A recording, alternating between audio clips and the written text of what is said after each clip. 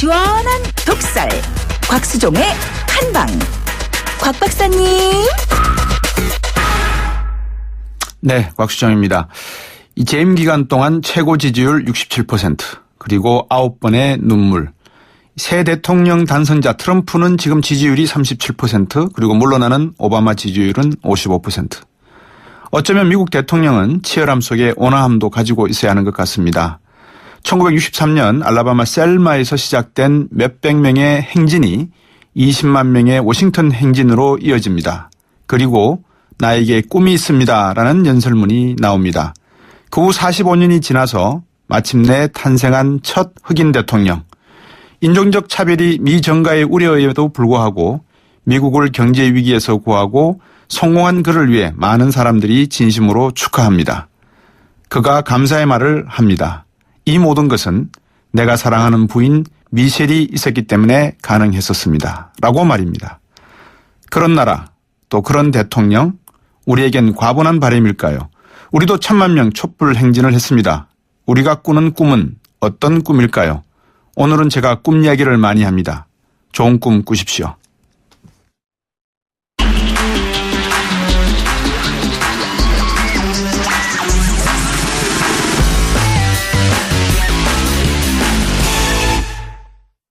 네, 방송 들으시면서 주무시라는 이야기는 아니었습니다.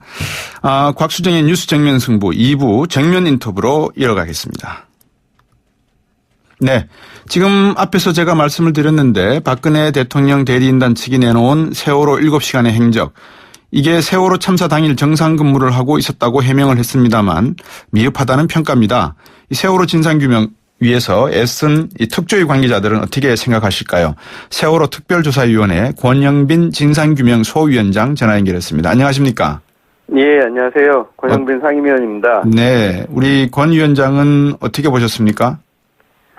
참, 주목해 볼 만한 새로운 사실은 없었고요. 네. 지금까지 2014년 국회 국정조사라든가, 네. 2016년도 청와대 홈페이지 공개 등을 통해서 밝혔던 내용이랑 대동소이하고요. 네. 굳이 새로운 게 있다면 안봉근과 정호성 비서관이 대면 보고를 했다는 부분하고, 네. 12시 54분에 행정자치비서관실에서 네. 중대본 대처 상황 보고서를 수령한 다음에 네. 검토하고 있다. 네. 이거를 좀 첨가한 게 새롭다고 할 수 있는데요. 네. 근데 그 새로운 게 큰 의미는 없고요. 네. 이번 답변서를 통해서 참사 당일에 대통령이 보고서 검토만 하고는 네. 인명 구조와 관련해서 아무런 역할도 하지 않았다는 걸 네. 다시 한번 확인하게 돼서 매우 실망스럽습니다. 네. 그런데 그 정언을 또 놓고 보면 윤전추 청와대 행정관 말입니다. 예. 헌법재판소에서 지난 5일날 정언했던 내용과는 또 다르게 이야기하고 있죠. 네, 어떤 부분 오전 8시 반에 대통령이 호출해서 올라갔는데, 그리고 예. 업무를 보고 9시쯤 대통령께서 집무실로 가신 걸로 알고 있다, 이렇게 이야기했거든요. 예. 근데 이 답변서를 보면은 네. 10시 이전 상황이 전혀 없습니다. 그러니까요. 예. 그러니까 이게 지금 참사 당시에 아주 중요한 시간이 아침 9시에서 10시 반 사이입니다. 네. 그때 세월호는 급속도로 침몰하고 있었고, 네. 사실상 그때 신속한 대응이 필요했거든요. 네네. 그런데 그런 부분에 대해서는 전혀 언급이 없는 게 이 답변서의 가장 중요한 문제라고 할 수 있습니다. 그렇죠. 뭐 답변이 없는 것도 없는 거지만 대통령께서 머리 손질 받기 5분 전에 예. 보고를 받으셨잖아요. 300년 가까운 승객이 지금 배 안에 그대로 있고 구조가 어려운 상황이다라는 내용이 전달되었다라고 하는데, 예. 여기에서 별다른 지시가 없었던 거죠. 그죠? 예, 10시 전에는, 네. 어쨌든 답변서를 보면 10시 전에는 상황인식 자체가 없었다는 거고요. 왜 그렇습니까? 왜 10시 전에는 아무런 상황인식 자체가 없는 겁니까, 지금? 아무래도, 네. 그 세월호가 침몰한 이후에는 사람을 구하는 게 어렵지 않았겠느냐. 네. 라는 점에서 아마 형사재판을 생각하면서, 네. 업무상 과실의 치사상, 그 책임을 면책하기 위해서 네. 10시 이전 상황을 빼버리는 게 아닌가. 그렇군요. 일단 이런 추측은 해볼 수 있습니다. 네, 추측을 하시건데 네. 형사상 어떤 면책을 받기 위해서 모르는 예. 걸로 이렇게 빼고 있다. 그렇게 좀 추측됩니다. 네. 중요한 것은 보고를 받았고 무엇을 했냐라고 질문들을 많이 하시지만 사실상 궁금하신 거는 그래서 뭐 어떻게 이야기를 했고 무슨 지시를 내렸느냐 이 말씀이 중요한 거 아니겠어요. 그죠? 예, 그렇습니다. 7시간 행적에 관해서 특조위도 나름대로 뭐 확인한 게 있으실 거 아닙니까? 그죠? 예. 한번 대목 확인한 나름대로 확인하신 걸 한번 정리해 주시겠습니까? 예, 뭐 그 사소한 것들은 빼고요. 네. 일단 좀 전에 말씀드린 것처럼 답변서에 참사 당일 10시 이전 상황이 없는데 네. 그 아마 대통령뿐만 아니라 청와대 자체가 네. 그 상황에 대한 인식이 없었던 것 같습니다. 어떤 상황에 대한 인지 얼마나 10시 위중한 이전 상황이었느냐. 상황. 예, 10시 이전 상황. 이전에 상황이 얼마나 엄중하고 시급한가에 대해서요. 세월호 사건이 처음 시작된 게 4월 16일 오전 8시 50분경이었습니다. 그죠? 예, 그렇습니다. 예. 근데 실제로 청와대하고 해경 본청 상황실 한 라인이 있거든요. 네. 그 한 라인상으로는 9시 20분부터 네. 세월호 침몰 상황이 실시간 보고되고 있었습니다. 네. 그런데 이 답변서뿐만 아니라 첨부된 국가안보실의 서면 보고서에는 네. 그런 내용이 하나도 없어요. 그러니까 이런 거는 의도적으로 제외한 걸로 보이고요. 네. 그다음에 10시 30분에 대통령이 해경청장에게 직접 전화했다. 네. 특공대를 투입해라. 예. 뭐 이런 지시를 했다는 게 근거가 없습니다. 아니 대통령께서 해경에 특공대가 있는 건 알고 계셨던 건가요? 뭐 그 정도는 생각해 볼 수 있는 거겠죠. 아, 예. 예. 근데 그렇군요. 그 2014년 7월 8일 국회 운영위원회에서요. 네. 김규현 국가안보실 차장이 네. 그 참사 당일에 대통령이 이제 안보실장한테 10시 15분에 전화를 했다는 거 아닙니까? 네. 그 직후에 안보실 차장이 해경청장한테 전화했는데 예. 해경청장이 헬기로 이동 중이라서 통화가 안 됐다. 네. 이렇게 진술한 게 있어요. 예, 예. 예, 근데 국가안보실 차장이 해경청장하고 연결이 안 됐는데 네. 그 다음에 대통령이 직접 전화했다는 건 말이 안 되고요. 네. 더군다나 모순이네요. 그렇죠. 네. 그다음에 그때 해경청장은 10시 29분까지 네. 상황실에 있었고요. 네. 헬기 이동은 10시 29분 이후입니다. 그렇군요. 그러니까 이게 국가안보실 차장의 말이 좀 믿을 수가 없고요. 네. 그리고 뭐 사소한 거 몇 가지는 그 최초에 네. 그 7시간에 대해서 해명을 할 때 그 조원진 의원이 예. 국정조사에 제출했던 할 때는 대통령이 안보실장한테 전화를 받았다고 했다가 네.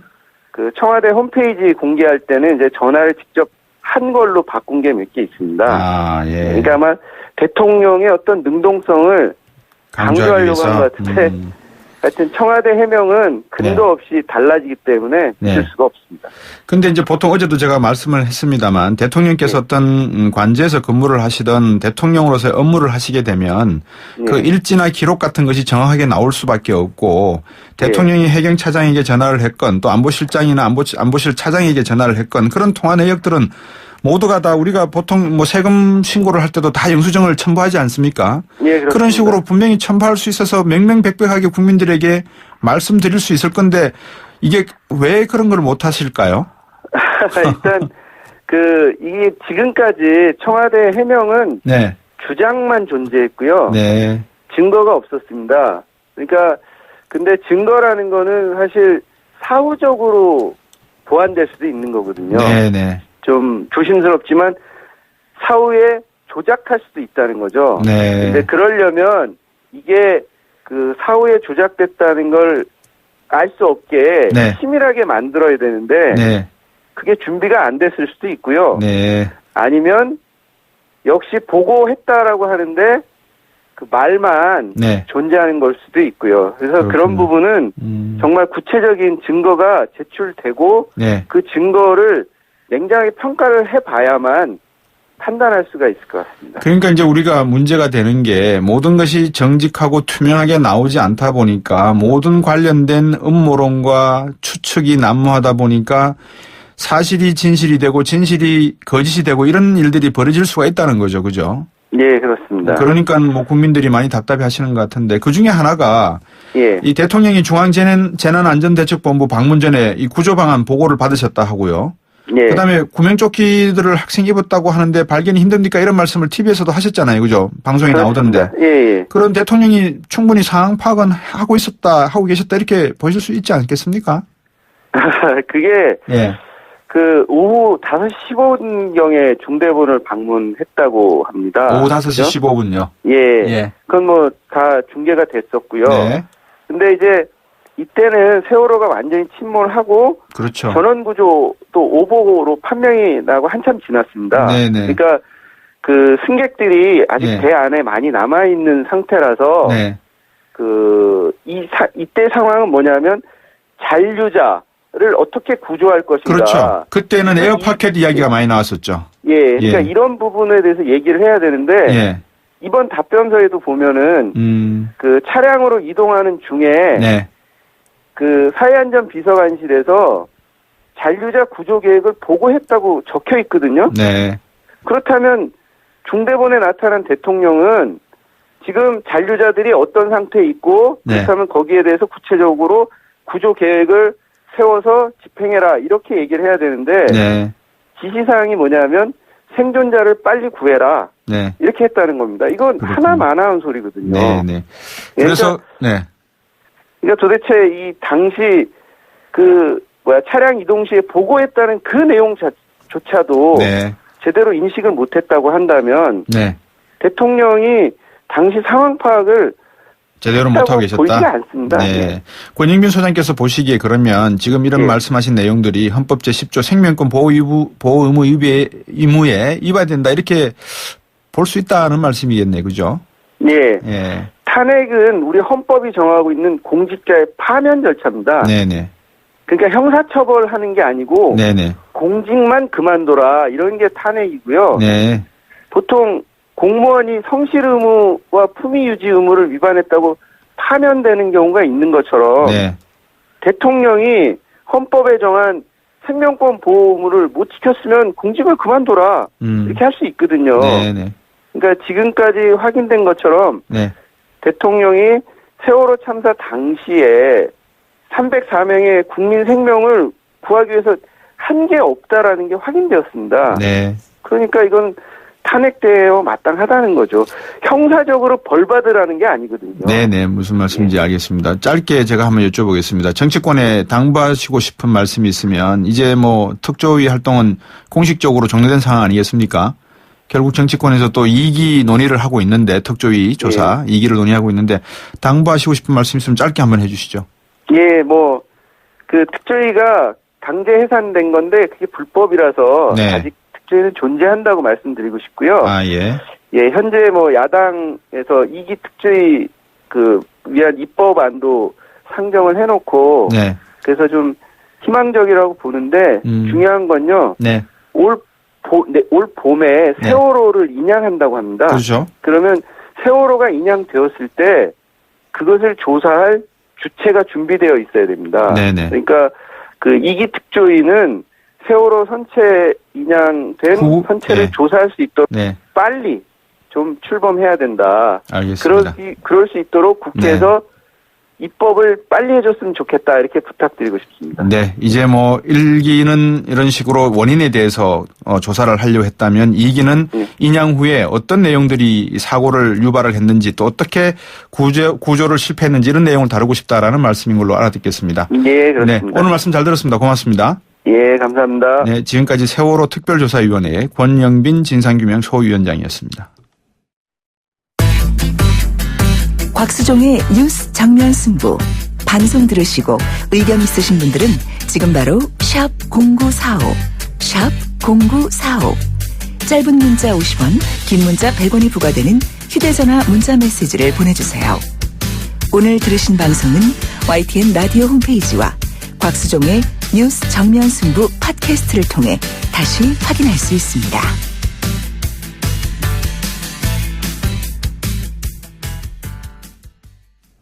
여러분들이 이제 많은 질문을 보내주실 수 있는 시간이 된 것 같은데요. 지금 중국에서 인기 있는 한국 화장품, 이 무더기 반품 조치됐다는 소식 전해졌죠. 또 중국 군용기 10대가 우리 한국 방공 식별구역 침범한 일도 있었습니다. 어제 전투기가 한 60대가 30대인가요? 출동했었다는 이야기도 있는데요. 사드 배치 결정에 대한 중국의 보복 조치가 정치, 경제, 군사 전방위적으로 이루어지고 있는 건 아닌지 걱정이 큽니다. 최근 더불어민주당 의원들이 사드 문제 논의하겠다면서 중국을 다녀왔죠. 그중에 손영길 의원과 전화 연결해서 말씀 나눠보겠습니다. 안녕하십니까? 네, 안녕하십니까? 네. 최근 1년에 이런 일들 사드 배치 결정과 관련해서 중국의 보복성 조치냐 뭐 이런 이야기도 있는데 사실 뭐 보복성 조치로 봐야 되지 않겠습니까? 어떻게 보십니까? 네, 그렇습니다. 네. 그렇게 봅니다. 실제로 네. 공식적으로는 아니지만 사실상 그렇게 되고 있다고 생각합니다. 네. 화장품 반품 문제 경우 말입니다. 이 과장된 측면이 있다 이런 이야기가 있는데 어떻게 뭐 과장됐다고 보십니까? 아니면은 뭐 사실 과장이 아니라 전반적인 하나의 전조현상입니까? 네, 그렇죠. 28개 중에 19개 품목이 우리 한국 건데요. 네. 한국 것도 포함되어 있지만 네. 실제로 우리가 한국이 중국의 화장품을 가장 많이 수출하기 때문에 네. 비율상으로는 뭐 크게 논리상으로 수입 잡기 어려운 면도 있어요. 실제로 네, 뭐 등록 증명서가 없었고 뭐 여러 가지 있지만 그러나 네. 이렇게 일종의 비관세 장벽으로서 엄격한 심사를 하게 된 것은 나도 영향이 크다고 생각합니다. 그렇군요. 최근 중국 다녀오시면서 느끼신 게 네. 어떻습니까? 중국 내부 분위기가 어떻습니까 지금? 아니 뭐 싸늘하죠. 저뿐만 아니라 네. 지금 중국에 우리나라 국민들이 약 80만 명에서 네. 100만 명 정도에 왔다 갔다 하면서 사업을 하고 있는데 네네.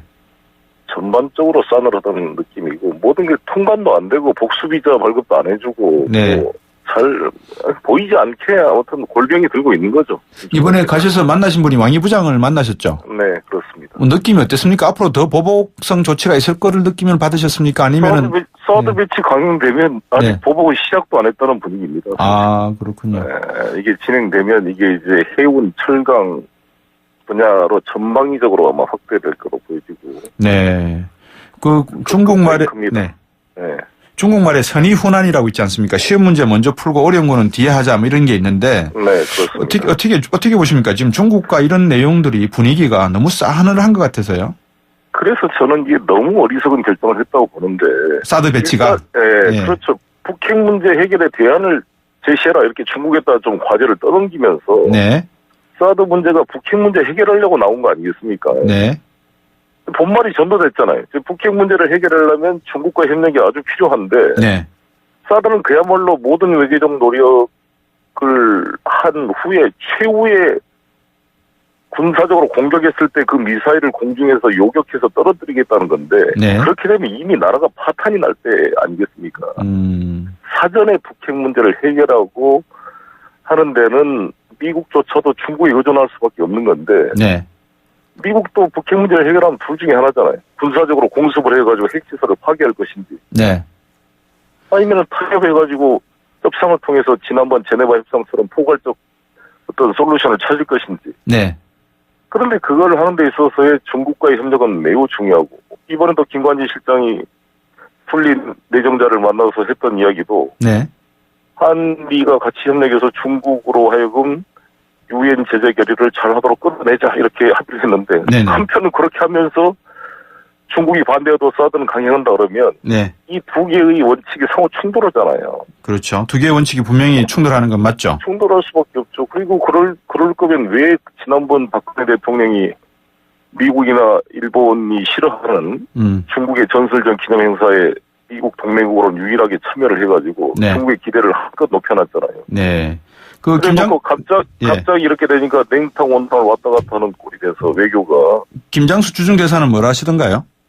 김장수 대사가 요청해서 참여한 거거든요. 박근혜 대통령이. 예.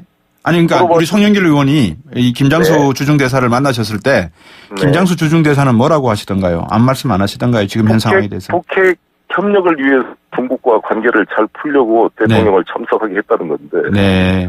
그것은 지금도 북핵 해결은 중국과의 국제 공조가 중요하잖아요. 여전한데 네. 그러면 사드 배치의 찬반을 넘어서 배치 결정 과정이 너무나 외교적으로 무능했다 이거죠. 좀 시간을 두고 여러 가지로 하면서 또 미국과 중국 간에 서로 전략 대화를 하도록 유도를 해야지. 네. 왜 미중 싸움에 우리가 중간에 끼어가지고 네. 양쪽으로부터 이렇게 압박을 받는 어리석은 외교를 하냐 이거죠. 이번에 방금 그 말씀을 하셨으니까 여쭤보고 싶은 게 지금 가셔가지고 항의다운 항의를 하고 오셨는지 아니면 항의를 하러 가셨는지 아니면 한국 쪽 분위기를 전달하러 가셨는지 그것도 하나 궁금하고요. 어떻습니까? 당연히 대화는 양쪽 이야기를 하는 거지 일방적 이야기만 하는 건 아니잖아요. 네네. 중국의 입장을 충분히 이야기를 들어보고 우리 입장을 강력히 이야기해서 네. 이렇게 경제 제재를 하게 되고 중국 정부는 사드에 대한 제재가 아니라고 말하지만 사실상 이것이 진행되고 있는 것을 방치하는 한중 관계에 돌이킬 수 없는 손해가 온다 이런 점을 지적하고 전환할 것을 강력히 요구했죠. 그리고 북한의 6차 핵실험과 이 ICBM에 대한 대안도 강력히 촉구를 했고요. 예, 뭐 그런 과정 속에서 우리가 WTO를 통해서 제재를 한다든지 한중 FTA의 이런 부분을 한번 들여다보겠다든지 이런 문제는 어떻게 한번 논의를 하셨습니까? 그런 논의를 지금 할 상황은 아니고요. 사실상 지금 트럼프도 지금 이제 집권하자마자 뭐 거의 강압적으로 미국에 공장을 옮기지 않으면 관세를 35% 매겼다 이렇게 막 한미 FTA도 재협상했다 이렇게 대등고 나오는 거 아니겠습니까? 그렇죠. 지금 뭐 일본도 마찬가지로 아베도 지금 무슨 우리한테 오히려 가해자가 그냥 피해자처럼 우리를 오히려 공격하는 이런 어리석은 외교를 해가지고 그러면 지금 다 둘러싸서 협공을 하고 있는 꼴이 돼 있는 거죠. 자, 그렇다면 우리 내부에서라도 어느 정도 단결된 힘을 좀 보여야 되는데 지난번에 그 바른정당의 정병국 의원도 제 방송에 인터뷰를 하시면서 그러셨어요. 방중한 의원님들에 대해서 그 뜻은 취지는 이해는 하겠는데 정부와 협의 없이 그냥 가시면서 중국의 이관계에 말려든 게 아닌가 이런 말씀을 하셨거든요. 그러니까 아니 근데 저는 이렇게 보는데 사드 배치가 도대체 왜 우리 국가의 의사입니까 그게? 그게 아니 우리 국민의 동의를 받았어요. 사드 배치를 일방적으로 최순실이 한 거지 박근혜 대통령이 한 것도 알 수도 없을 정도로. 최순실이 한 것이다. 네. 아니 최순실뿐만 아니라 이게 한민구 장관도 배제됐고, 네. 윤병세 외교부 장관도 미루자고 했다는 거 아닙니까? 그거를 김관지 실장과 박근혜 대통령 둘만에 국무회의도 거치지 않고 우리 국회에 와서 거짓말하고, 네. 아무 논의반도 없다 그러고, 6월 말일날 황교안 총리가 시진핑 주석을 만났을 때 시진핑 주석이 강력하게 이것을 반대 의사를 표명했는데 그러면 그때 어쩔 수 없이 우리는 하겠다고 했다든지 그러지도 않았으면서 돌아오자마자 7월 8일 날 일주일여 만에 일방적으로 결정을 하면은 입장을 바꿔놓고 생각할 때 중국에서도 서운하지 않겠습니까? 네.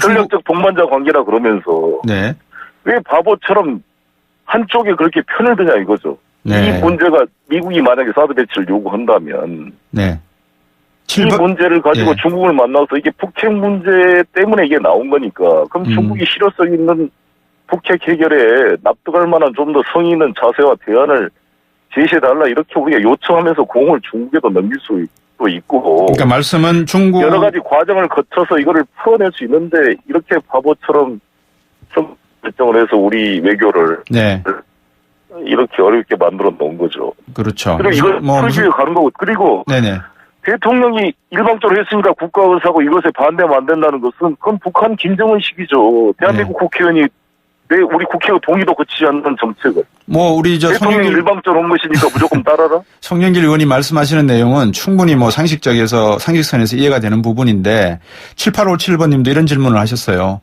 북한의 강력한 우방인 중국에 가서 한국 안보에 관련된 사드를 왜 의논하셨는지 의도도 알고 싶습니다. 이런 말씀도 계시거든요. 그 의도를 제가 말씀드리겠습니다. 북한의 일단 강력한 우방이 아니라는 것 중국이. 사실상 북한은 중국을 배신자로 보기 때문에 중국과 북한과의 관계는 역대 최악의 관계입니다. 지금 현재. 시진핑 주석이 북한을 방문하지 않았을 뿐만 아니라 우리나라만 방문한 거 아닙니까? 북한 대사는 식사 한 번 못했답니다. 중국 외교부 차관 소리도. 그렇군요. 지금 북한은 노동신문 이런 데서 시진핑 주석 얼굴도 싫지 않고 이름도 싫지 않아요.